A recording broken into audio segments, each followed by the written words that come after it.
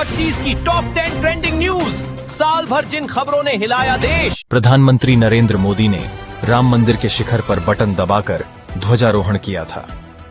इस मौके पर हाथ जोड़कर उन्होंने ध्वजा को नमन किया था। पीएम मोदी के साथ मोहन भागवत, सीएम योगी और राज्यपाल आनंदीबेन पटेल भी मौजूद रही थीं। इसके बाद पीएम मोदी, सीएम योगी और आरएसएस प्रमुख मोहन भागवत ने अतिथियों को संबोधित किया था। यही वह नगरी है जहां श्री राम ने अपना जीवन पथ शुरू किया। इसी अयोध्या ने संसार को बताया कि एक व्यक्ति कैसे समाज की शक्ति से, उसके संस्कारों से पुरुषोत्तम बनता है। जब श्री राम अयोध्या से वनवास को गए तो वे युवराज राम थे, लेकिन जब लौटे तो मर्यादा पुरुषोत्तम बन गए। और उनके मर्यादा पुरुषोत्तम बनने में महर्षि वशिष्ठ का ज्ञान, महर्षि विश्वामित्र की दीक्षा, महर्षि अगस्त्य का मार्गदर्शन, निषाद राज की मित्रता, मां शबरी की ममता, भक्त हनुमान का समर्पण, इन सब की अनगिनत ऐसे लोगों की महत्वपूर्ण भूमिका है। साथियों, विकसित भारत बनाने के लिए भी समाज की इसी सामूहिक शक्ति की आवश्यकता है। मेरठ में आरोप है कि लंदन से लौटे नेवी ऑफिसर सौरभ राजपूत की उनकी ही पत्नी मुस्कान ने प्रेमी साहिल के साथ मिलकर निर्मम हत्या कर दी। आरोपियों ने शव को टुकड़ों में काटकर एक ड्रम में डाल दिया और ऊपर से सीमेंट भर दिया। मुस्कान परिवार और पड़ोसियों को गुमराह करने के लिए अपने प्रेमी साहिल के साथ शिमला चली गई थी। पुलिस ने दोनों आरोपियों को गिरफ्तार कर लिया। जब पुलिस आरोपियों को कोर्ट के बाहर लेकर पहुंची तो वहां वकीलों ने आरोपियों को पीट दिया। पुलिस बमुश्किल दोनों को बचाकर कोर्ट रूम ले गई और जज के सामने पेश किया। जानकारी के अनुसार लगभग 10 साल पहले सौरभ और मुस्कान का प्रेम प्रसंग चल रहा था। जब बात शादी तक पहुंची तब परिवार का विरोध सामने आया। परिवार वाले शादी को तैयार नहीं थे, मगर परिवार के खिलाफ जाकर सौरभ ने मुस्कान से लव मैरिज कर ली। इसी बात को लेकर परिजनों से विवाद चल रहा था। परिवार ने उन्हें प्रॉपर्टी से बेदखल कर दिया था। सौरभ 3 साल पहले मुस्कान के साथ इंदिरा नगर में किराए के मकान में रहने लगे थे। सौरभ ज्यादातर बाहर रहता था। मुस्कान बेटी को स्कूल छोड़ने जाती थी। लगभग 6 साल पहले स्कूल के बाहर पहली बार साहिल शुक्ला से मुस्कान की मुलाकात हुई। मुस्कान घर पर अकेली रहती थी। इसका फायदा साहिल ने उठाया। दोनों घर से बाहर मिलने लगे। दोनों के शारीरिक संबंध भी बने। सौरभ के विदेश में रहने के दौरान मुस्कान और साहिल का रिश्ता और गहरा हो गया। साहिल अब मुस्कान से शादी करना चाहता था। मुस्कान ने पुलिस को बताया कि साहिल कहता था कि सौरभ को रास्ते से हटाकर हम दोनों साथ रहेंगे, किसी को कुछ पता नहीं चलेगा, क्योंकि तुम लोग पहले से अलग रहते हो। दुनिया को यही बताएंगे कि तलाक हो चुका है। सौरभ लंदन में है। 25 फरवरी को पत्नी मुस्कान का जन्मदिन था। ठीक एक दिन पहले 24 फरवरी को सौरभ जन्मदिन मनाने मेरठ आए थे। सौरभ के वापस आने के बाद साहिल परेशान रहने लगा। तय हुआ कि 4 मार्च को सौरभ को रास्ते से हटाना है। मुस्कान ने पहले पीहू को बेडरूम के बगल वाले कमरे में सुला दिया। उस रात डिनर में नशे की दवा मिला दी। सौरभ के सोने के बाद मुस्कान ने साहिल को फोन कर बुलाया और साहिल के साथ मुस्कान ने सौरभ के सीने में चाकू घोंप दिया। सौरभ की मौत होने के बाद उसकी लाश को घसीटकर बाथरूम में ले गए। मुस्कान और साहिल ने मिलकर लाश के टुकड़े किए। उन्हें छिपाने के लिए बाजार से ड्रम लाए। लाश के टुकड़े ड्रम में भरने के बाद लाश से बदबू न आए, इसलिए लाश के ऊपर पानी डाला और सीमेंट भर दिया था। मुस्कान परिवार और पड़ोसियों को गुमराह करने के लिए अपने प्रेमी साहिल के साथ शिमला चली गई थी। सौरभ के बैंक खाते में 6 लाख की रकम थी। वह रकम मुस्कान और साहिल निकाल नहीं पा रहे थे। तब मुस्कान अपने मायके गई। उसने अपनी मां कविता रस्तोगी से बैंक खाते से रकम मांगने के लिए मदद मांगी। तब मुस्कान ने अपनी मां को पूरे घटनाक्रम की जानकारी दी। उसके बाद कविता रस्तोगी ने ब्रह्मपुरी थाने पहुंचकर पुलिस को पूरे घटनाक्रम से अवगत कराया। तब पुलिस ने मुस्कान और साहिल शुक्ला को गिरफ्तार कर लिया। उनकी निशानेदही पर ड्रम को कब्जे में लेकर पोस्टमार्टम के लिए भेज दिया। महाकुंभ 2025 में माला बेचने वाली मोनालिसा अचानक सोशल मीडिया पर छा गई थी। मेले के दौरान उनका एक छोटा सा वीडियो वायरल हुआ था, जिसमें उनकी सादगी, शांत कत्थई रंग की खूबसूरत आंखें और स्वाभाविक मुस्कान लोगों को बेहद पसंद आई थी। देखते ही देखते उन्हें महाकुंभ की मोनालिसा कहा जाने लगा था। वायरल होने के बाद मोनालिसा को मॉडलिंग और फिल्मी दुनिया से ऑफर मिलने लगे। मोनालिसा का सफर इस बात का उदाहरण बन गई है कि सोशल मीडिया कैसे किसी आम इंसान की किस्मत रातों रात बदल सकती है। आपको अच्छा लग रहा है कि आगे आप फिल्म इंडस्ट्री में जा रही हैं, कई सारी फिल्में साइन की हैं? हाँ, बहुत अच्छा लग रहा है। ज्यादा मम्मी पापा को अच्छा लग रहा है। घर वाले सपोर्ट में हैं? हाँ है। कहाँ की रहने वाली हैं? मैं मेश्वर रहती हूँ। माँ अहिल्या की नगरी है मेश्वर। वहाँ हमारे यहाँ माँ नर्मदा नदी भी बहती है। नर्मदा नदी। लेकिन त्रिवेणी संगम ने आपको पूरे देश में नाम दिया है। हाँ, गंगा में। 12 साल बाद जब कुंभ लगेगा तो फिर आना चाहेंगे आप? जरूर। 12 साल बाद हम इस मोनालिसा को कहाँ देखेंगे? महाकुंभ। फिर महाकुंभ में देखेंगे। मुझे ज्यादा कैमरे के सामने बोलने की आदत नहीं है भैया, इनकी वजह से मैं ज्यादा बोल नहीं पाती हूँ। लेकिन अब तो जब फिल्में साइन की हैं आपने तो आपको तो सीखूंगी, थोड़ा थोड़ा सीखूंगी अभी। सीख रही हैं? हाँ। कौन कौन सी लैंग्वेज की फिल्में आपको मिली हैं अभी इतने दिन के? बस एक the diary of Manipur. Mathura Yamuna expressway पर घने कोहरे में कई गाड़ियां आपस में टकरा गईं। 8 बसों और 3 कारों में यह भयानक टक्कर हुई। सुबह के वक्त जब यात्री बसों में सो रहे थे, तभी ये रोड एक्सीडेंट हुआ। भिड़ंत इतनी तेज थी कि उनमें से कई वाहनों में आग लग गई थी। हादसे में 13 लोगों की जलकर मौत हो गई थी। हादसे में घायल कई यात्रियों को अस्पताल में भर्ती कराया गया था। पुलिस टीमें, फायर ब्रिगेड और रेस्क्यू टीमें मौके पर पहुंची थी और बचाव अभियान शुरू किया था। आज सुबह यमुना एक्सप्रेसवे पर एक दुर्भाग्यपूर्ण घटना हुई थी, जिसमें 8 बसेज और 3 छोटे वाहन टकरा गए थे, फिर उनमें आग लग गई थी। मौके से कुछ डेड बॉडीज जो मिली थी उनको पोस्टमार्टम हाउस पर भेजा गया था और कुछ लोगों को रेस्क्यू किया गया था और कुछ को इलाज हेतु भर्ती कराया गया था। जो मलबा वहाँ से मिला या अन्य अवशेष वहाँ से मिले उनको यहाँ मॉर्चरी में भेजा गया था, जिसका कि परीक्षण डॉक्टर्स की टीमों द्वारा किया गया है। परीक्षण के उपरांत 13 कंफर्म्ड डेथ्स बताए जा रहे हैं।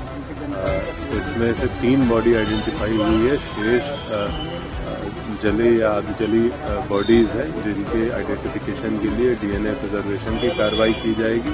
पंचायतनामा और पोस्टमार्टम की कार्रवाई आप देख रहे हैं कि प्रचलित है और सभी जो बॉडीज हैं उनका सम्मानपूर्वक अंतिम संस्कार भी सुनिश्चित किया जाएगा। जो आइडेंटिफाइड बॉडीज हैं उनसे हम लोग उनके परिवार वालों से हम लोग संपर्क में हैं और उनको बॉडी हैंडओवर की जाएगी। और इस घटना के संबंध में एक FIR पुलिस की तरफ से दर्ज की जा रही है, ताकि इस पूरी घटनाक्रम में क्या स्थिति परिस्थिति रही इसकी गहनता से विवेचना हो सके। सर, जो 3 आइडेंटिफाई हुए कहाँ से? उसमें से एक प्रयागराज के हैं, एक गोंडा के हैं, एक अन्य है, उनके भी परिवारजन अभी आ रहे हैं। बिजनौर के थाना नांगल क्षेत्र में स्थित उत्तम शुगर मिल बरकातपुर में टैंक की सफाई करते समय बड़ा हादसा हो गया। हादसे में सुपरवाइजर सहित 3 कर्मचारियों की मौत हो गई। एक मजदूर गंभीर रूप से घायल हो गया है। हादसे की खबर से मिल परिसर में अफरा तफरी मच गई। मृतकों के परिजन भी मिल पहुंचे। घटना की सूचना मिलते ही SP सिटी पुलिस टीम के साथ मौके पर पहुंचे। पुलिस ने शवों को पोस्टमार्टम के लिए भेज दिया है और मामले की जांच शुरू कर दी है। बिजनौर से नीरज कुमार की रिपोर्ट।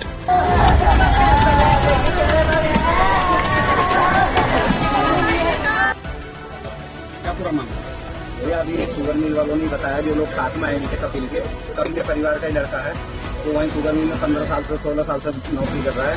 कोई वहाँ गड्ढा था, गड्ढे में EPG का पानी ये लोग बता रहे हैं, क्या बता रहे हैं, तो उसमें पानी निकाल दिया था, लेकिन वो बारिश का पानी फिर भरा उसमें, तो एक उसमें गिर गया। दूसरा उसे निकालने के लिए घुसा तो वो भी वहीं रह गया।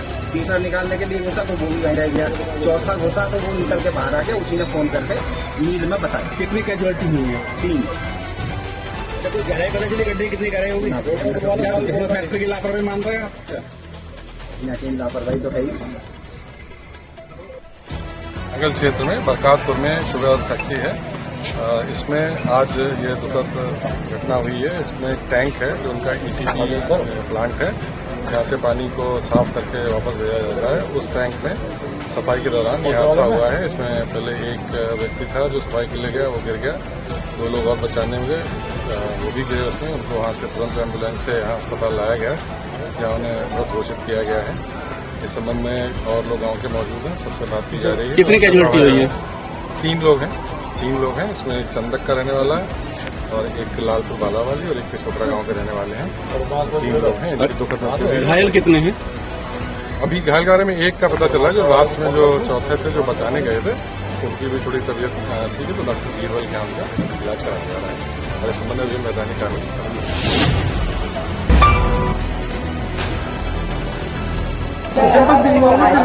से बारिश हो रही है, जिससे लोगों का जीवन अस्त हो गया है। घरों, मकानों और स्कूल में भी पानी भर गया है। ऐसे में लोग न तो काम पे जा रहे हैं और कानपुर क्षेत्र की मंडी में भी पानी भर गया है। यहाँ के लोगों को जानता है कब से यहाँ पर ये समस्या चल रही है। मेरा नाम मोहम्मद राशिद है। अच्छा, यहाँ से पानी भर रहा है, कितने सालों से यहाँ पानी भरता है? यहाँ तो 8-10 साल से पानी भरता है।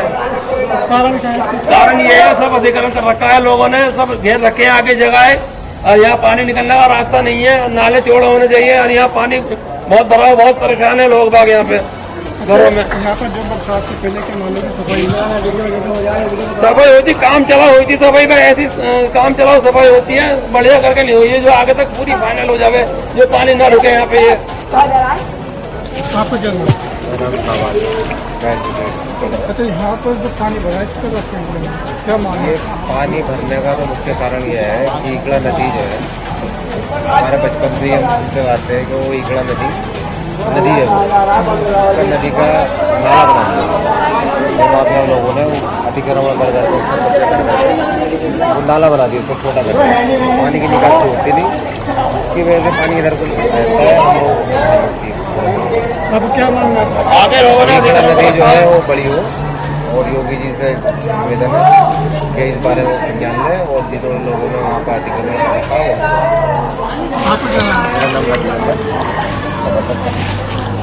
और ये सराय बाजार रामपुर के अंदर ये स्थिति बनी हुई है, हम निकले हैं पानी कोहली वगैरह और मछली बाजार, ये सराय, ये सब जगह पानी भरा हुआ है। इकड़ा नाला ये जो है 25 फीट का होता था, जो आज यहाँ पर मौजूद जाकर देखोगे आप वो 5 फीट का रह गया है। तो हम ये मांग करते हैं अपने उत्तर प्रदेश की सरकार से कि वो अतिक्रमण के खिलाफ रहते हैं, तो अतिक्रमण जो हुआ है वो नालों के ऊपर हो जाए, वो नाला बना दिया गया, उसके ऊपर इतना अतिक्रमण हो चुका है कि वो 25 फीट से 5 फीट रह चुका है। तो उसको चौड़ा कराने की मांग है हमारी सरकार से कि सरकार उसको चौड़ा कराए और जो अवैध वहाँ पर बने हुए हैं मकान उनको तोड़ के उसको चौड़ा कराए।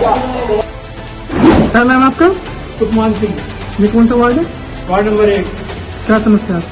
समस्या ये है कि हमारे घर के पीछे पड़ूला नदी जो लगभग 18-24 फुट चौड़ी थी, उस पर नाला बना दिया गया 4 फुट का। ना उसकी कभी सफाई हो पाती है और न ही, चूंकि उस नाले में इतने पेड़ आए हैं और इतना गंदगी हो गई है तो पूरा पानी उधर बिल्कुल पानी नहीं जा रहा, वो चौक है बिल्कुल भी, उसे सफाई करने का कोई रास्ता नहीं है। और सब पानी मेरे घर के सामने से आकर के ये पीछे को उसी पड़ोले में जा रहा है पीछे। घर के अंदर भी ढह कुछ पानी है, सिलेंडर मेरे तैर रहे हैं, सब सामान मेरा देख रहे हैं आप, सब तैर रहा है।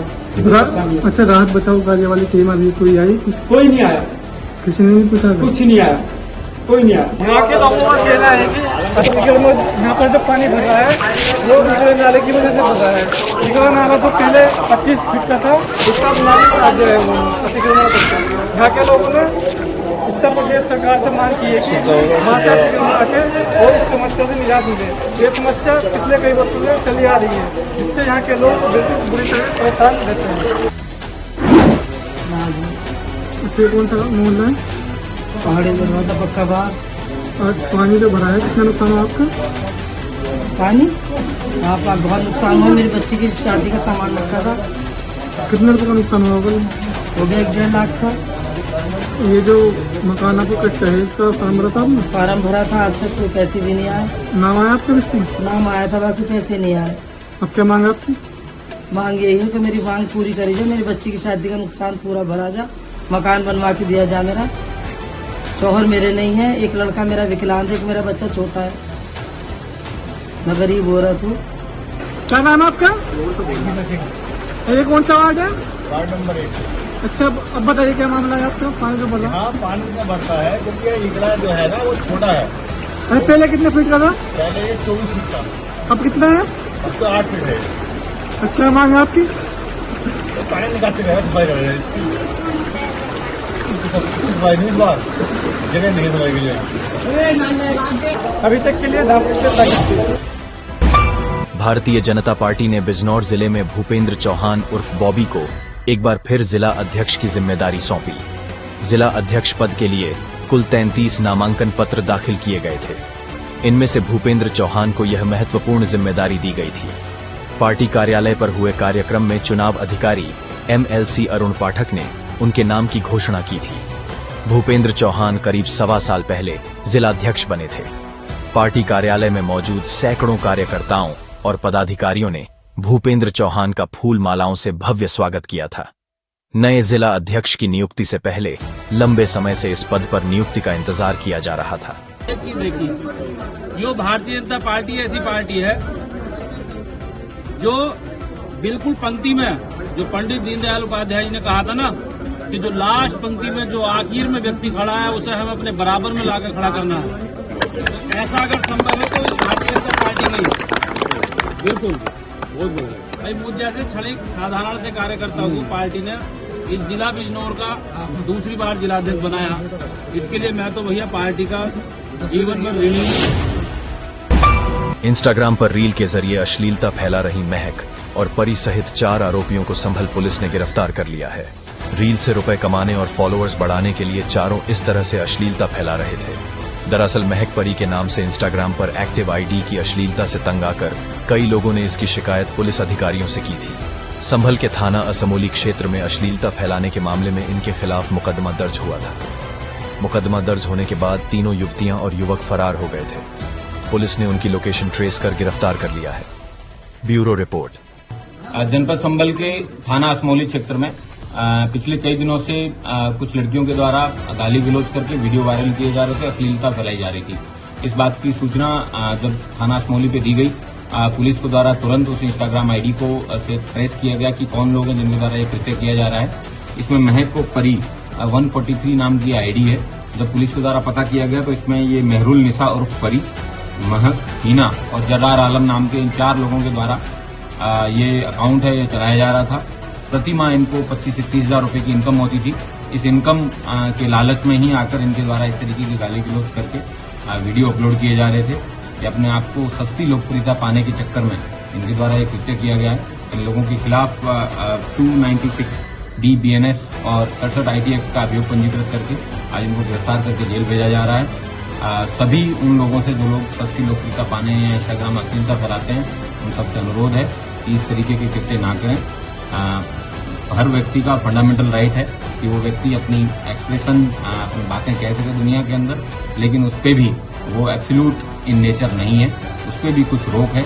और ये इस तरीके की रोक समाज के अंदर लोक लाज, मोरालिटी, उन सब चीजों को ध्यान में रखते हुए। नूरपुर क्षेत्र में एक मजदूर ने कर्ज से परेशान होकर परिवार के साथ जहर खा लिया। मां और एक बेटी की मौत हो गई, जबकि पिता और छोटी बेटी की हालत गंभीर है। घटना की सूचना मिलते ही पुलिस के आला अधिकारी मौके पर पहुंचे। शवों को कब्जे में लेकर पोस्टमार्टम के लिए भेजा गया है। पुलिस मामले की जांच में जुट गई है। जानकारी के अनुसार थाना नूरपुर क्षेत्र के टंडेरा गांव में पुखराज उम्र 55 वर्ष ने अपनी पत्नी रमेशिया उम्र 50 वर्ष, बेटी नीतू उम्र 19 वर्ष, दूसरी बेटी सीतू उम्र 17 वर्ष के साथ जहर खा लिया। इसके बाद पुखराज की पत्नी रमेशिया और उनकी बेटी नीतू की मौत हो गई, जबकि पुखराज और छोटी बेटी सीतू की हालत गंभीर है, जिन्हें प्राथमिक उपचार के बाद मेरठ रेफर कर दिया गया है। पुखराज की सबसे बड़ी बेटी पूनम की शादी ताजपुर में हो चुकी है। बड़ा बेटा सचिन भट्ठे पर मजदूरी करता है। घटना के वक्त पूनम अपनी ससुराल ताजपुर में थी। जबकि बेटा सचिन घटना के समय मजदूरी के लिए भट्ठे पर गया हुआ था। बताया जा रहा है कि पुखराज ने एक प्राइवेट कंपनी से 6 लाख रुपए का कर्ज लिया था। कंपनी के लोग बार बार घर आकर पुखराज को परेशान करते थे। बिजनौर से नीरज कुमार व धामपुर से साकिब शेख की रिपोर्ट। नाम आपका? ये कौन सा गाँव है? अच्छा, यहाँ जहर खाने की घटना हुई है, क्या पूरा मामला है? आपस में भी बात था। कितने लोगों ने जहर खाया? 4। इसमें किसी की डेथ हुई है? जी, डेथ हुई है किसी की? हाँ, उनकी पत्नी की होगी पुखराज। अच्छा, अन्य लोग कैसे हैं इसमें? मेरठ। तीनों लोग? आपको क्या लगता है? भाई है ना। बीजेपी संगठन महामंत्री धर्मपाल सिंह की माता भगवती देवी के निधन पर मुख्यमंत्री योगी आदित्यनाथ ने उनके नगीना के गांव हुरनंगला पहुंचकर शोक संवेदना व्यक्त की। मुख्यमंत्री योगी आदित्यनाथ ने धर्मपाल सिंह के परिवार को सांत्वना देते हुए उनकी माताजी को श्रद्धांजलि अर्पित की। इस दौरान मुख्यमंत्री के दौरे को देखते हुए सुरक्षा के कड़े इंतजाम किए गए थे। हेलीपैड के आसपास पुलिस बल तैनात किया गया था। इस दौरान जल शक्ति मंत्री स्वतंत्र देव सिंह, राज्य मंत्री स्वतंत्र प्रभार कपिल देव अग्रवाल, प्रदेश उपाध्यक्ष मोहित बेनीवाल, एमएलसी अशोक कटारिया, बिजनौर सांसद चंदन चौहान, भाजपा जिला अध्यक्ष भूपेंद्र चौहान उर्फ बॉबी, धामपुर विधायक अशोक कुमार राणा सहित बड़ी संख्या में भाजपा नेता और कार्यकर्ता उपस्थित रहे।